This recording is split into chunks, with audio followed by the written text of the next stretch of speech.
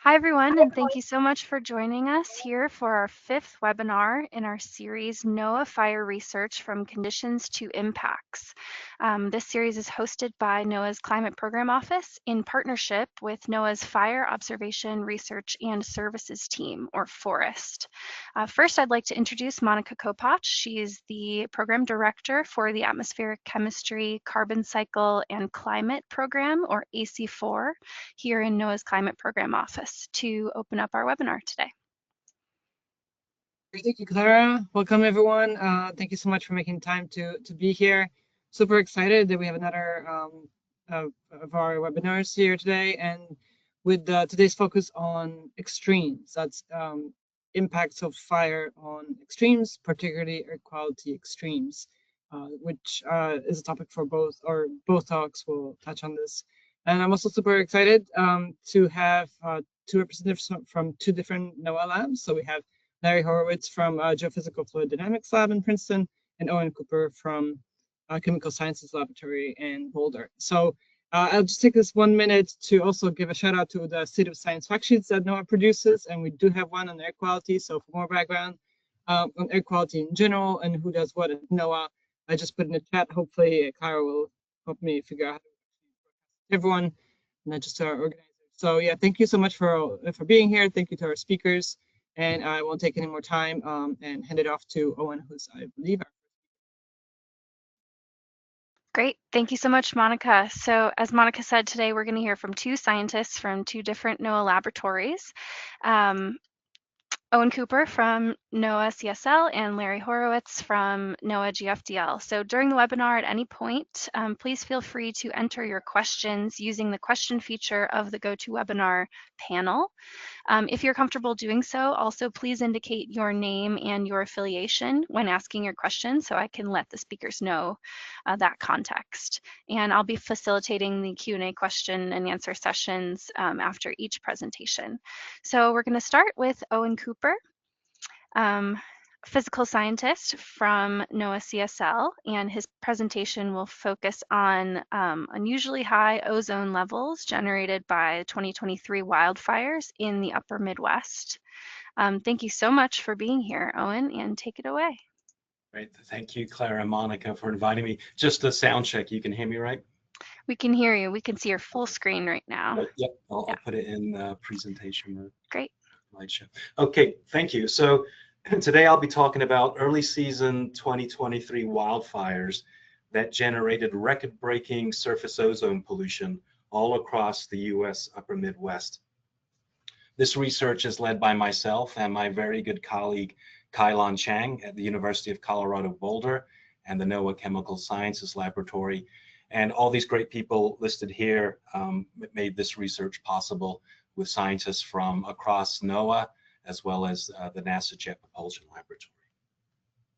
So these findings were published in the journal Geophysical Research Letters at the end of last year. And if you go to the paper, at the very top, you'll find 3 key points that I'll summarize here.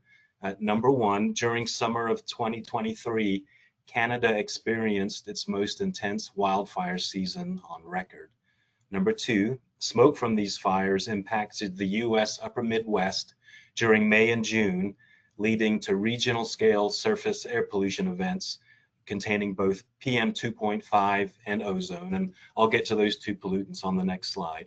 And number 3, these unusual early season fires produced the highest regional scale surface ozone pollution levels ever recorded across the northern United States. So this presentation will focus on 2 key pollutants, ozone and particulate matter. Ozone is a colorless gas that's produced by reactions between sunlight and primary air pollutants. It has a range of health impacts, including irritation of the respiratory system, reduced lung function, aggravated asthma, and it can also cause permanent lung damage. And we'll be focusing on the National Ambient Air Quality Standard for ozone, which is 70 parts per billion averaged over an 8-hour period in any given day.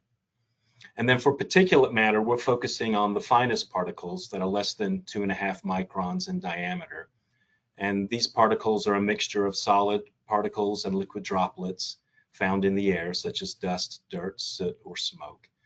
And there's a wide range of health impacts of PM 2.5, including premature death in people with heart or lung disease, non-fatal heart attacks, irregular heartbeat, aggravated asthma, and decreased lung function.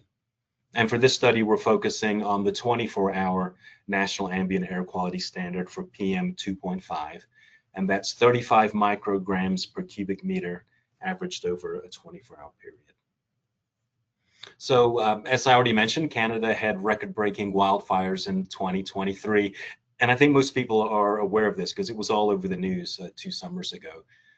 The European Copernicus Research Program determined that wildfire carbon emissions from these fires were 5 times greater in 2023 than over the previous 20 years across Canada. Down here in the bottom left, I'm showing a NOAA satellite image from the Suomi MPP satellite.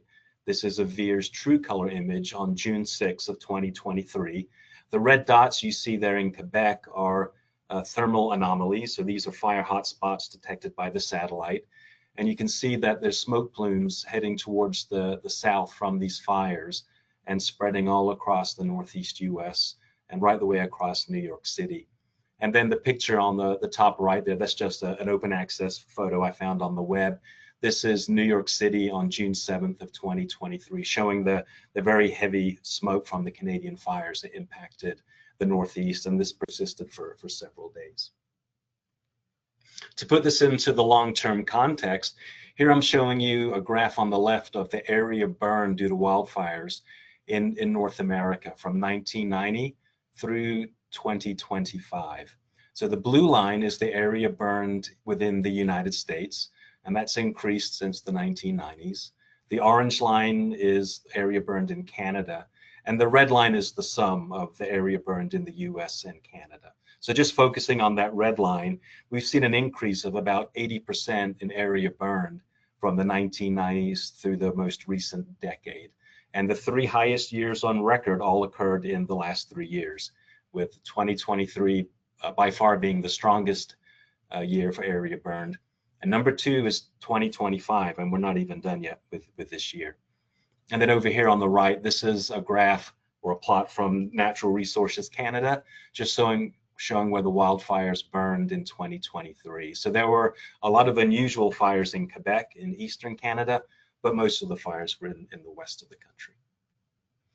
Now, I want to give you a nice example of how we track these wildfire plumes and how we can connect ozone pollution within the plumes to their origin in Canada. I'll be showing some data from 2 satellite instruments.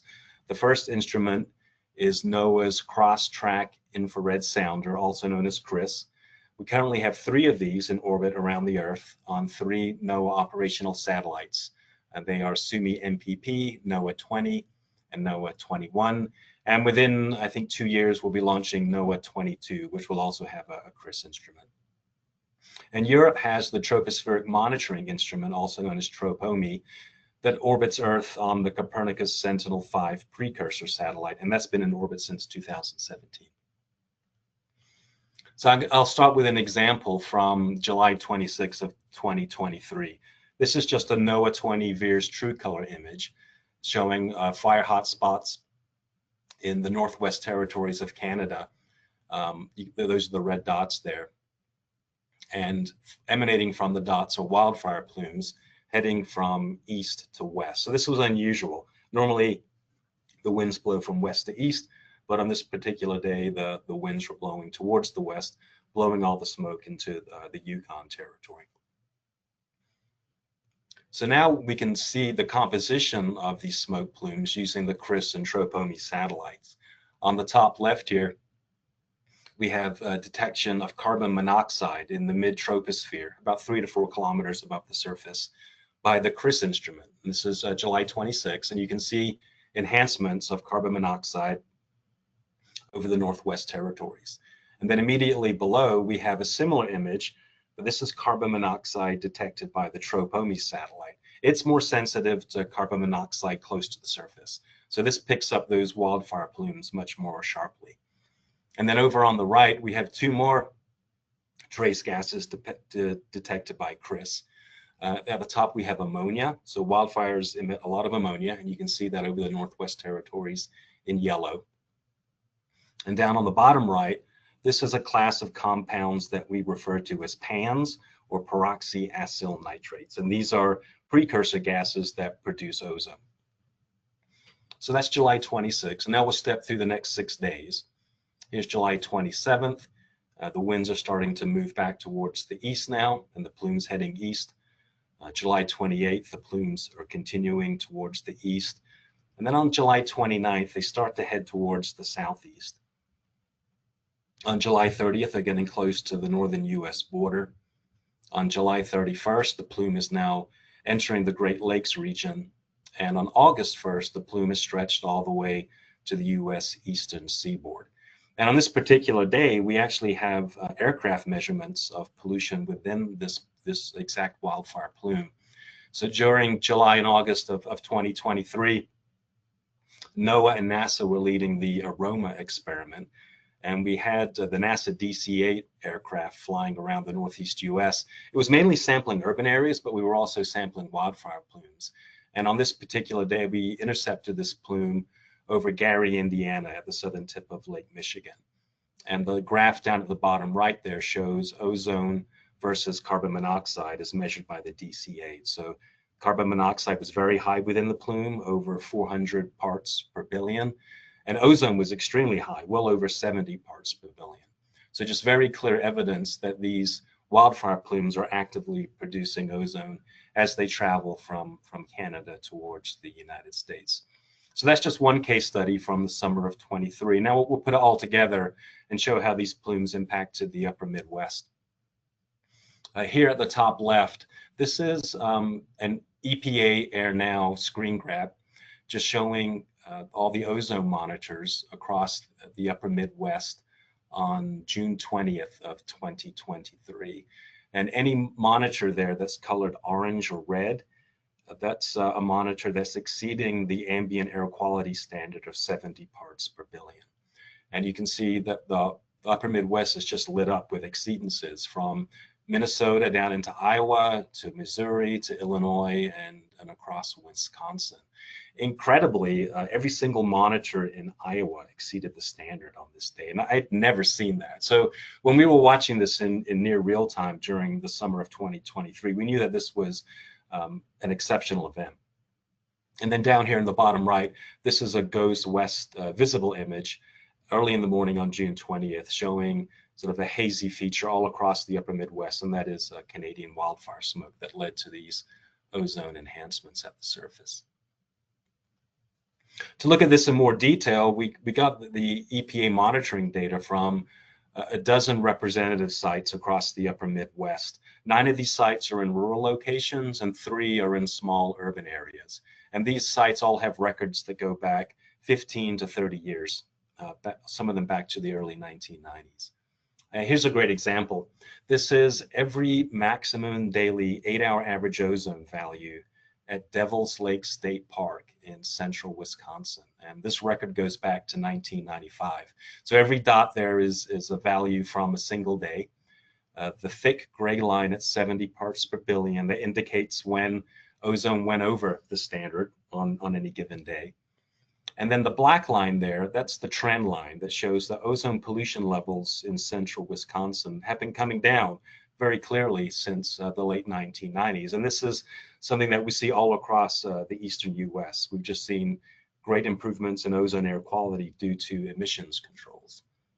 And at the top of the graph there in the blue numbers, that's the number of days every year the ozone exceeded the standard. So if you go back to the 1990s and early 2000s, every year we saw multiple ozone exceedances.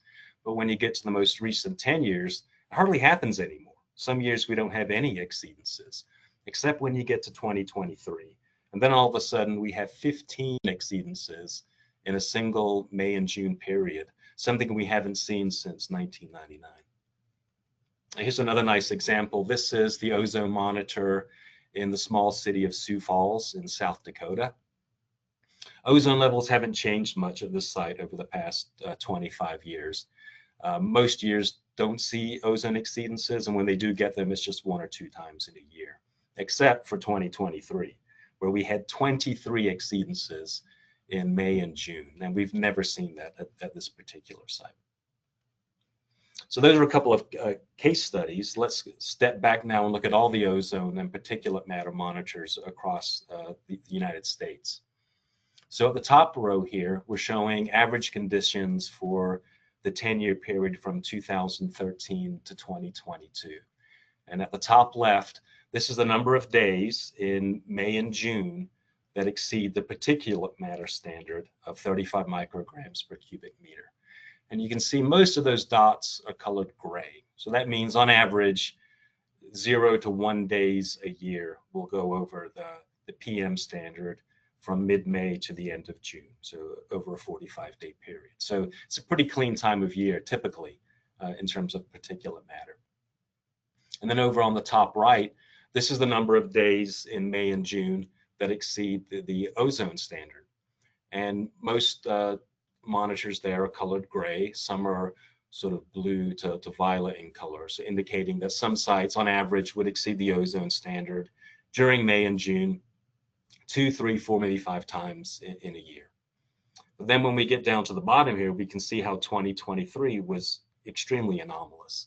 If we look at the particulate matter exceedances on the bottom left, there are many sites that have more than 5 exceedances in this 45-day period from May 15th to June 30th. And some of these sites have more than 10 exceedances. And it's even more extreme for ozone. Over there on the bottom right, we can see that many sites have more than 14 days out of 45 days when ozone exceeded the standard. Some of these sites, like close to Chicago, hit 20 exceedances in just this 45-day period. Now let's put this into the long-term perspective. We have reliable ozone monitoring data back to 1995 that allow us to look at regional trends across 3 regions of the northern US. So we'll be focusing on the Northwest region, the North Central region, which is the upper Midwest, and also the Northeast. And the top left figure there, if you focus on the thick lines, those are the median or average ozone values every year in these 3 regions. So the Northwest is colored blue, the North Central region is orange, and the Northeast is red. We're also showing, with the thin lines at the top, the 90th percentiles for each year, and in the dashed lines, we're showing the 10th percentiles. And we're only focusing on the period from mid-May to the end of June. And what we see from comparing 2023 to the previous 30 years is that the upper Midwest average ozone values were greater in 2023 than in any other year since 1995. And that anomaly is circled there in purple. And when we look at the 90th percentile, so the highest ozone values, we find that we haven't seen such high ozone values since the year 2002, when air pollution emissions were much higher in general. And then when we look over on the right there, we see how anomalous 2023 was in terms of PM 2.5 in May and June. Typically, wildfires affect this area in July and August, not in May and June. But so we saw very high levels of particulate matter in May and June that we haven't seen before in both the upper Midwest and the Northeast. So what does this mean for the long term? Well, at the end of last year, our colleagues at NASA JPL published a paper in Nature that summarized the impact of the Canadian wildfires in 2023 on carbon emissions. And they calculated that these wildfires produced 647 teragrams of carbon. And that's comparable to the annual fossil fuel emissions of large nations, with only India, China, and the US releasing more carbon in a year. They also determined that the widespread hot, dry weather was a principal driver of fire in 2023, and that in 2023 it was the warmest and driest year since at least 1980. And then looking at future scenarios based on climate models, they calculated that these temperatures are likely to be typical of what we'll experience in the 2050s, even under a moderate climate mitigation scenario, and that such conditions are likely to drive an increase in fire activity across Canada. So we have projections here that wildfires will probably become more intense and more widespread. And we know that wildfires produce a lot of ozone, and we've seen it in the past, and we're continuing to see it. So, the outlook is that we're likely to see more ozone episodes in the U.S. Caused by wildfires. And just as an example that this is still going on, here's an EPA AirNow plot from June 1st of this year. These are ozone exceedances on June 1st. And so you can see there from Winnipeg, Canada, all the way down into South Dakota and close to Missouri, we see a large swath of ozone exceedances right where we saw them in 2023. And down here in the bottom right, this is a Terra Modis image on June 1st showing wildfire smoke from Canada going down the center of the US. And that corresponds exactly to where we see these ozone enhancements. So it's still going on, and we expect it to continue. And then this is just my conclusion slide. It just summarizes what I already said. I'm happy to leave this up here for everyone to read, and we'll be happy to take questions. Great, thank you so much for that awesome presentation. I'll just remind people that you can use the question feature in the GoToWebinar panel to input your questions, and please include your name and your affiliation if you feel comfortable doing so. So while people gather their thoughts, I'll start with a question I have. I really loved seeing those images from Chris and Tropomi stepping through the days. And then on the next slide, you showed us some AirNow sensor data that you said you could see in near real time. I'm wondering how quickly you can get that data from Chris and Tropomi after the fact. When can you access that? Yeah, a lot of these products are available in what they call near real time. The ammonia and PANS data are from NASA JPL, and they're available the same day. But you got to download them, and they're BigNet CDF files, and you have to know exactly what swath you're looking for. So they're a little challenging to work with, but yeah, you can get them same day if you want to download them and analyze them. Sure. You got to be skilled a little bit, yeah. All right, I'm sure people are writing their questions, so keep them coming. I'll just give people one moment.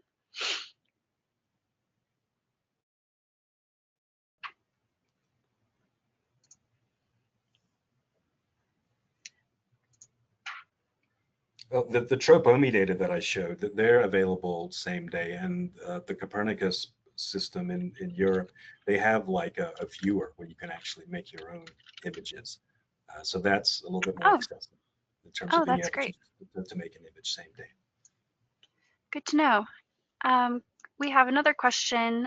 Is the ozone formed en route or is local after precursors arrive into the region? And this is from Shova from NESDIS. Yeah, that's a great question, and one that we want to explore further. We definitely see higher ozone concentrations in the urban areas like Chicago. When the plumes come down to Denver, we see higher levels in the downtown Denver area than we do in the more remote areas. So I think there is boosted ozone production within the urban areas, but the fact that we see high ozone at these very rural sites, especially in the sites in Iowa that are just in the middle of literally cornfields, we're just seeing huge ozone enhancements. I think that indicates that the ozone's already there. And then from the NASA DC-8 data, we saw strong ozone enhancements well above the surface where we didn't have any recent urban emissions mixed into that plume. So that indicates that it's produced in transit. So it's probably both. There's a lot of production in transit, and then you're probably getting boosted production within the urban areas. Great, thank you. We have another question. If you could share if you have observed this, if you've observed a best ventilation strategy to address the pollutants that you've shown. This person says that they've installed a fan force filtered outdoor air supply system. So if they're asking about indoor air quality, I mean, it is a problem that, smoke and ozone will come into your house. So, keep your windows closed. And yes, if you have a filter that removes particulate matter, that would help. Ozone, you don't really filter out. You can react it away with catalysts, but typically once ozone gets inside, it reacts pretty quickly with all the surfaces, and the concentrations come down pretty quickly. So I think for indoor air quality, it's mainly an issue of particulate matter getting in through windows and gaps in doors. That makes sense. Great. Thank you. Well, if you continue to have questions for Owen, please keep them coming and I will pass them along, or we can revisit it at the end. But for now, we'll move on to our next presenter. And thank you so much, Owen, again, for that great presentation.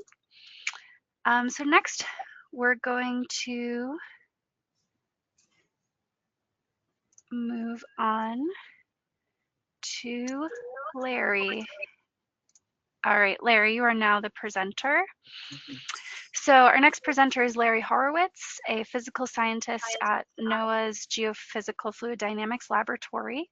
Larry's talk will focus on using a GFDL atmospheric model to simulate fire-driven air quality extremes. We're really excited to hear about this work, and go ahead. Thanks. All right, thanks, Clara. So I'm going to talk about some of the some similar things to what Owen was talking about, but with kind of a focus on modeling these phenomena. Let's see, dive right in. Okay, so this is the primary tool that we use in our work at GFDL. This is our Earth system model, and it has coupled carbon cycle, atmospheric chemistry, emissions, deposition, a variety of processes that we need to represent the Earth system. And in particular, we have representations of fire, ozone chemistry, aerosols included in this model. Okay, to dive right in, we have, this is a study that we did a few years ago, led by Yuanyu Shi, looking at particulate matter pollution and the effect of wildfires, focusing on the Northwest US. So we found in this study that the summer particulate matter, PM2.5, that's the fine particulate matter, is correlated with fire carbon emissions over that Northwest US region shown in the box in the top left plot here. And that wildfires contribute to the observed increase in extreme PM2.5 and organic aerosol, a primary component of that over the Western US. And that there's a strong relationship between Western US PM2.5 extremes, strongly related to the fire emissions from Western US and Southern Canada. And on this bottom plot here, you can see that years 2017 and 2018 were years of very high particulate matter, and the particulate matter there is correlated with incidences of fire over the Western US and over Canada during that period. So that those fire sources are an important source of those PM2.5 aerosols. Okay, this is putting those peak years in a little bit of context. So we find that large interannual variations of the Western US fine particulate pollution in summer is driven by regional and by distant fire sources, and that widespread wildfires and stagnation cause fine particulate matter extremes to exceed long-term averages, and the observations of model analysis indicate 4- to 5-fold underestimates of aerosol emissions in a widely used emissions inventory. So what we have here is showing the PM2.5 concentrations on the top plot and the aerosol optical depth, or a measure of the column abundance of aerosols, on the bottom plot here. So our default configuration of our model is in green here, compared with the black satellite or surface observations. And you can see that that green curve greatly underestimates both PM2.5 concentration and aerosol optical depth. Then we did a few other sensitivity experiments where we emitted all of those emissions directly at the surface, and we find that that captures the PM2.5 surface concentrations, but still underestimates the aerosol optical depth, indicating that there's not enough aerosol being emitted into the column. And then in purple here, we use a different emission inventory, QFED, which is constrained by satellite observations of aerosols here, and that's shows a much better agreement with the observations. We can get a similar level of agreement by multiplying the GFED emissions, so those original aerosol emissions, by a factor of 5. So that indicates this underestimate in that GFED emission inventory. Then I'll go on and talk about another study that we did using a different version of our model. This is the AM4VR, which is a stretched grid model that has higher resolution over the North America region. And it gets to about 13 kilometers or so over that region, compared with 100 kilometers in the earlier model. And in this model, we made a few additional changes besides the grid resolution.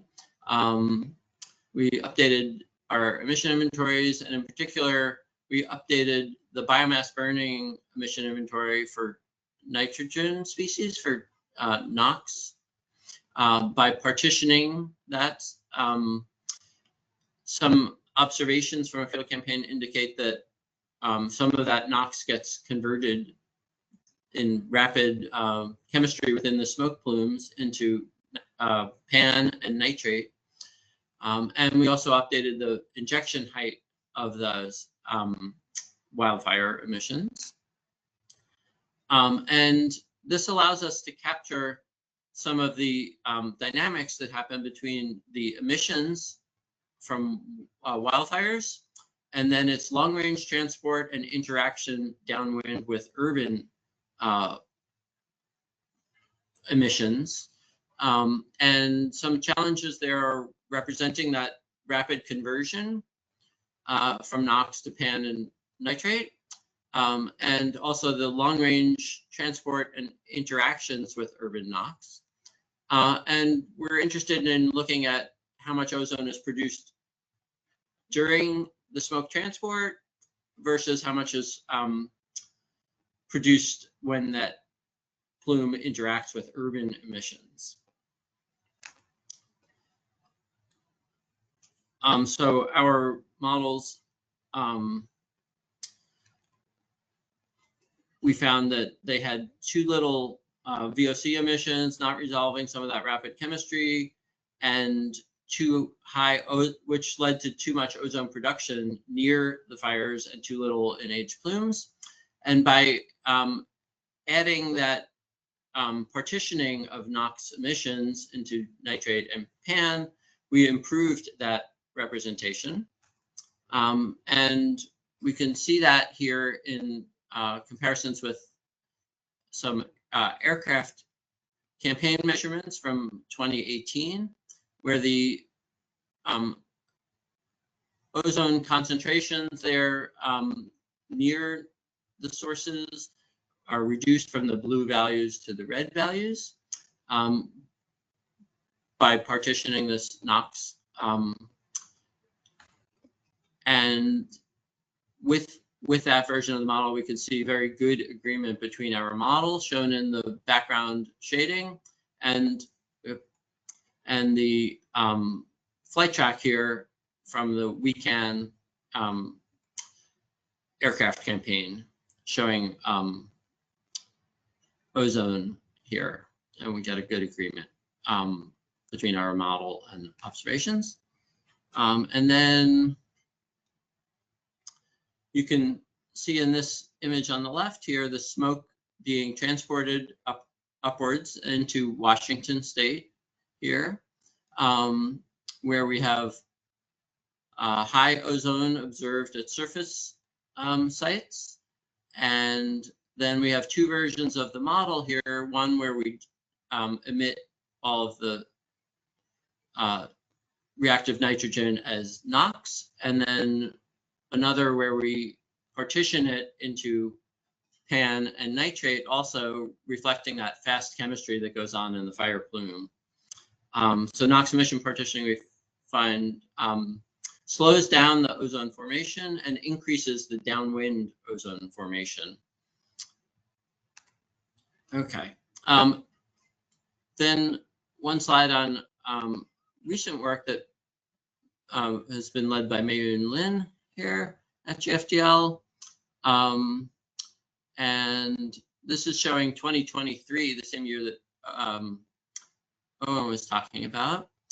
So this is showing observations, a model result in the second column, and then a result from our model where we eliminate entirely the biomass burning emissions. And so here we have fires in Canada being, the plume from that being transported down into the upper Midwest, the following day further south, and then the third day, June 7th, even further. And you can see that in this circled region that that the model is indicating that that biomass burning is responsible for the elevated ozone in that region. Whereas when we have no biomass burning, there's very little ozone, except you still see some peaks in urban regions. But in the full model simulation, we see an interaction of these pyrogenic VOC emissions with urban NOx emissions. So there's some interplay between those. And then on this third day, yeah, the concurrent production of ozone from urban emissions. You can see these urban centers still having high values, although the background value outside of those urban regions is largely influenced by fire. Okay, so now switching gears a little bit and looking at some a study led by Yuanyu Shi from our group, looking at the years 2018, 2020, and then projecting out into the future. So we found in this study that the emissions that we used in our global model didn't include kind of a climate influenced trend, so that we got this brown curve at the bottom here with the prescribed emissions that were used in studies such as CMET6. And that's in contrast to these elevated values in 2018, 2020 that were observed. So in this study, we used a relationship between these emissions and then PM 2.5 concentrations to project what the future PM 2.5 would be under these various future scenarios, ranging from SSP 126, which is a low emission scenario, up to SSP 585, which has rapidly warming climate and increasing fire emissions. So in this, we see that this projects PM2.5 concentrations to increase dramatically by the end of the 21st century in these high emission, high warming scenarios, leading to the years 2018, 2020 being kind of the normal situation in those years. And we can quantify that by looking at return intervals here using extreme value theory, so that this present day emissions produce these extreme levels of PM2.5 only occasionally, whereas in these future scenarios, depending on the level of warming, we could see those high PM2.5 values occurring every 5 years or every 3 years even by the end of this century with warming climate. So we would like to include this climate effect on our PM2.5 sources from fire. So a postdoc here at GFDL, Armand Pouillet, linked up the land model, which actually included these climate influenced sources of biomass burning, and allowed us to emit aerosols and NOx and CO, ozone precursors, into the atmosphere from these fires, and then to go on and those fire emissions can interact with urban emissions, can deposit, can influence climate, as well as air quality.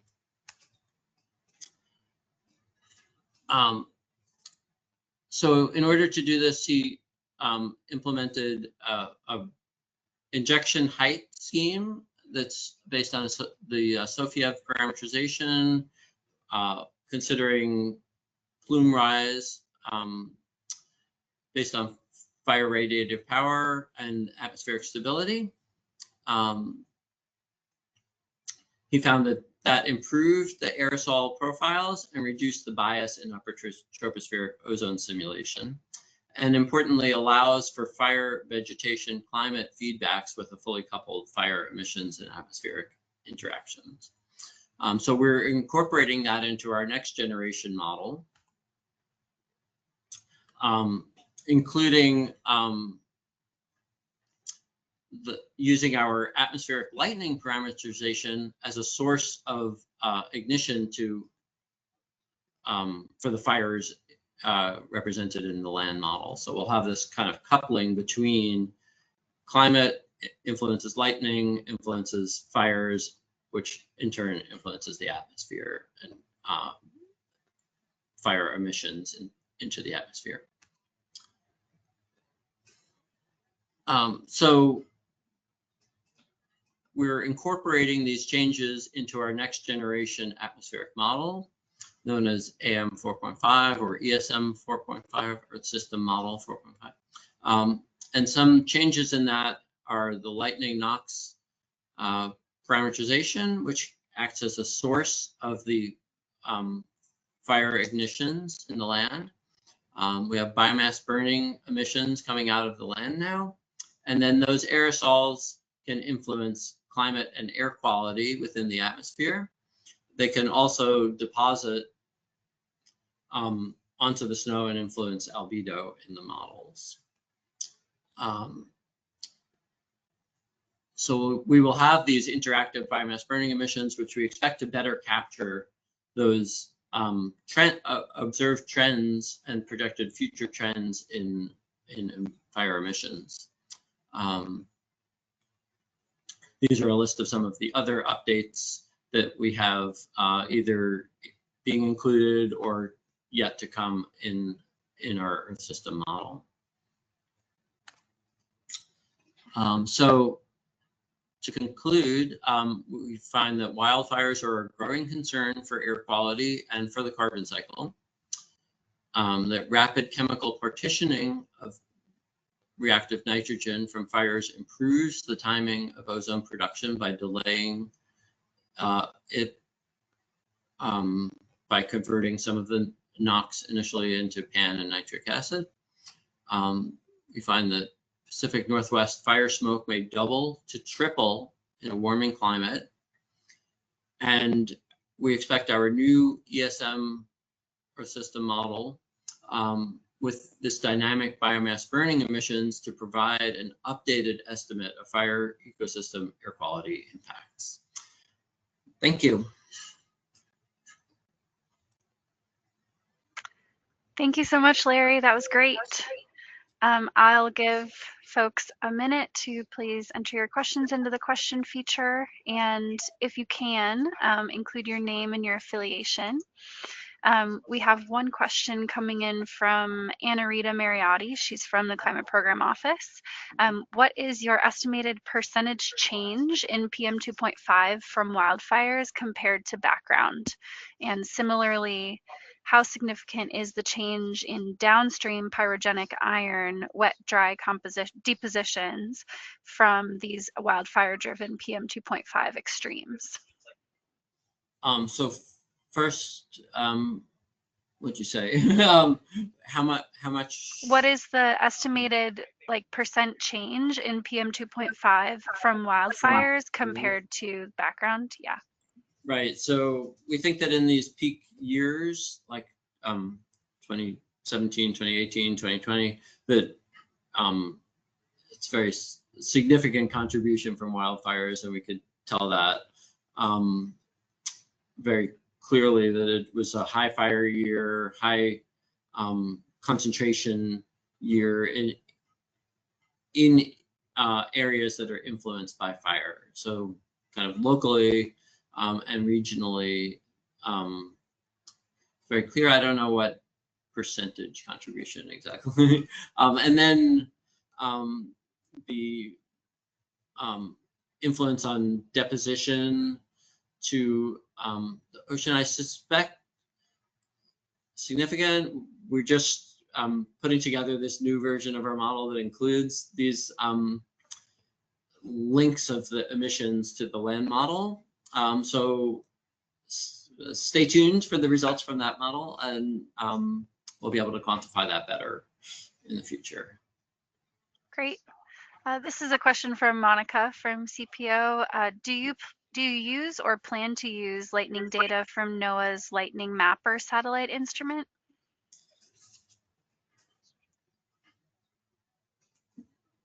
We've been working with a range of different satellite products, including the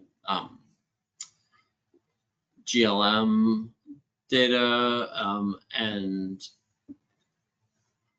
others. Yeah, I think that we're trying to bring in as much satellite data as we can and using that to constrain our parameterization that we're using in our model. So yeah, we would definitely be interested. Great. Another question, what are the biggest uncertainties that remain in simulating biomass burning injection heights and their impacts on ozone and aerosol profiles? So specifically the injection heights. Well, so knowing how intense the fires are, how stable the atmosphere is, tells us how high that will get injected, as well as the kind of mixing rate at which those plumes are diluted as they're rising. So I don't know which is the most important, but those are the factors that we want to consider while we're doing that. Great. I don't see any other questions. Oh, I spoke too soon. One more question. What are processed in climate scenarios that what processes in climate scenarios impact the pollution? Is it driven by temperatures, drought, changes in types of vegetation, or ozone chemistry? Yes, all those things are definitely influence the ozone and PM 2.5 that are the result from the chemistry in the model, and we try to take those factors into consideration in our model to estimate what ozone and PM get produced as a result. Okay, excellent. If you have more questions, feel free to keep them coming or pass them along. I'm putting some information into the chat for how to learn more about this series and where to find the recordings of these webinars after they go up.